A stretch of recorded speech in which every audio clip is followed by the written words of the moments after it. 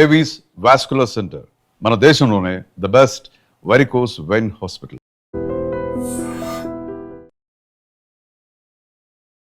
Welcome to iDream. ఈరోజు మనతో పాటు ధన్వంతరి ఆయుర్వేద నిలయం చైర్మన్ డాక్టర్ లక్ష్మణ్ యాదవ్ గారు ఉన్నారు.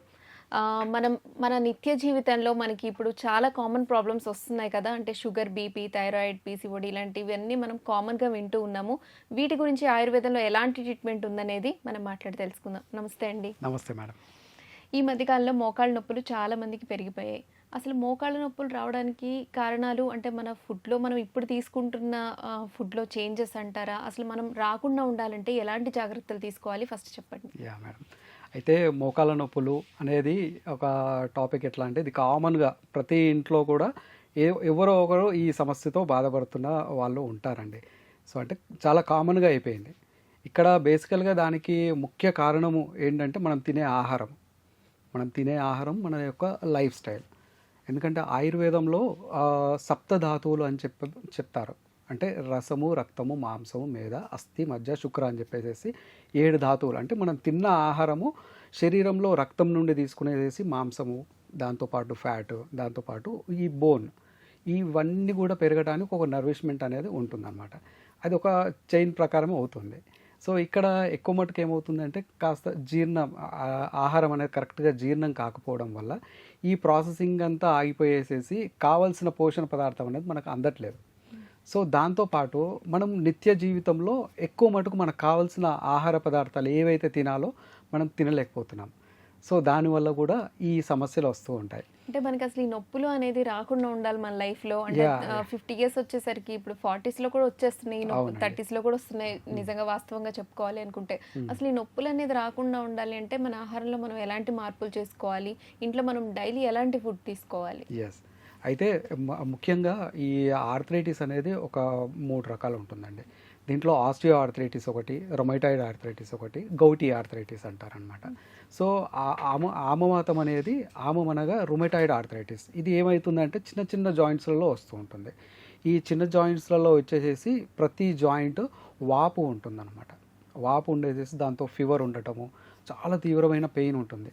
సో రెగ్యులర్ ట్రీట్మెంట్స్ దీనికి పనికిరాదు, చాలా డిఫరెంట్గా ఉంటుంది దీనికి ట్రీట్మెంట్. ఆస్టియో ఆర్థరైటిస్ వచ్చేసేసి వెయిట్ బేరింగ్ జాయింట్స్లలో వస్తుంది. అంటే మనకు ఎక్కువ వెయిట్ వేసేది మోకాలు కావచ్చు, లేదంటే మడిమలు కావచ్చు. ఇక్కడ కాల్షియం తగ్గడం వల్ల అక్కడ సైనోవిల్ ఫ్లూయిడ్ ప్లస్ కార్టిలేజ్, మోకాళ్ళలో ఉన్న కార్టిలేజ్ అది నెమ్మదిగా గ్యాప్ తగ్గేసేసి అక్కడ రాపిడి అవ్వటం వల్ల చాలా తీవ్రమైన పెయిన్ వస్తుంది. సో ఈ పెయిన్ భరించలేక చాలామంది సర్జరీస్కి వెళ్ళిపోతూ ఉంటారు ఈ మధ్యకాలంలో. సో ఈ గౌటీ ఆర్థరైటిస్ అనేది ఏంటంటే యూరిక్ యాసిడ్, శరీరంలో యూరిక్ యాసిడ్ లెవెల్స్ చాలా ఎక్కువ పెరిగిపోవడం వల్ల ఈ జాయింట్స్లలో చిన్న చిన్న గుళ్ళల్లాగా తయారవుతాయి. అది కూడా చాలా తీవ్రంగా నొప్పి ఉంటుంది. ఈ పెయిన్స్ ఒకటే కాకుండా కిడ్నీ ప్రాబ్లమ్స్ కూడా వస్తూ ఉంటాయి అన్నమాట యూరిక్ యాసిడ్స్ వల్ల. సో ఇవన్నిటికీ కారణాలు చాలా డిఫరెంట్గా ఉంటాయి.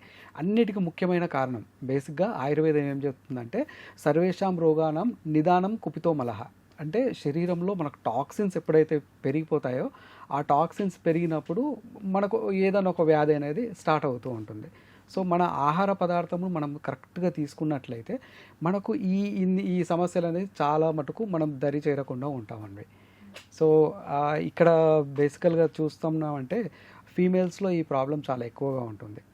ఎందుకంటే వాళ్ళకు రెగ్యులర్ మెన్సెస్ వల్ల, లేకపోతే వాళ్ళు తీసుకునే ఆహారం తక్కువ ఉండటం వల్ల ఐరన్ మరియు కాల్షియం ఈ 2 పదార్థాలు తగ్గడంతో వాళ్ళు రెగ్యులర్గా ఈ సమస్యలు ఎక్కువగా ఫేస్ చేస్తూ ఉంటారు. సో ఆల్రెడీ మోకాళ్ళ నొప్పులు ఉన్న వాళ్ళు అంటే ఈ నీ రీప్లేస్మెంట్లు ఇలాంటివి చేయించుకోకుండా ఆయుర్వేదంలో ట్రీట్మెంట్ ఉందా? అంటే తగ్గే ఛాన్సెస్ ఉన్నది. దీంట్లో ట్రీట్మెంట్స్ ఉన్నాయి. ఈ ట్రీట్మెంట్స్కి కొంత పరిధి అనేది ఉన్నది మనకు. అయితే ఈ ట్రీట్మెంట్ ఎక్కడ వరకు అంటే ఈ జాయింట్లో ఏదైతే కార్టిలేజ్ అరిగిపోతూ ఉంటుంది ప్లస్ సైనోవిల్ ఫ్లూయిడ్ తగ్గిపోతూ ఉంటుంది. సో ఈ స్టేజ్ మళ్ళీ రికవరీ చేయడానికి చాలా రకాల ఔషధాలు ఉన్నాయి ఆయుర్వేదంలో. బట్ దీంట్లో కొన్ని కాంప్లికేషన్ కండిషన్స్ ఎలా అంటే ఇది కంప్లీట్గా అరిగిపోయిన తర్వాత కూడా చాలామంది పెయిన్ కిల్లర్స్ వాడుతూ ఉంటారు. సో పెయిన్ కిల్లర్స్ వాడుతూ రెగ్యులర్ వాళ్ళు చేసే పని చేస్తూ ఉంటారు. వాళ్ళకి నొప్పి మాత్రమే తెలియదు, అక్కడ డ్యామేజ్ అయ్యేది కంప్లీట్ అవుతూనే ఉంటుంది. సో అలా డ్యామేజ్ అయిన తర్వాత ఇక్కడ లిగమెంట్స్ అని ఉంటాయండి.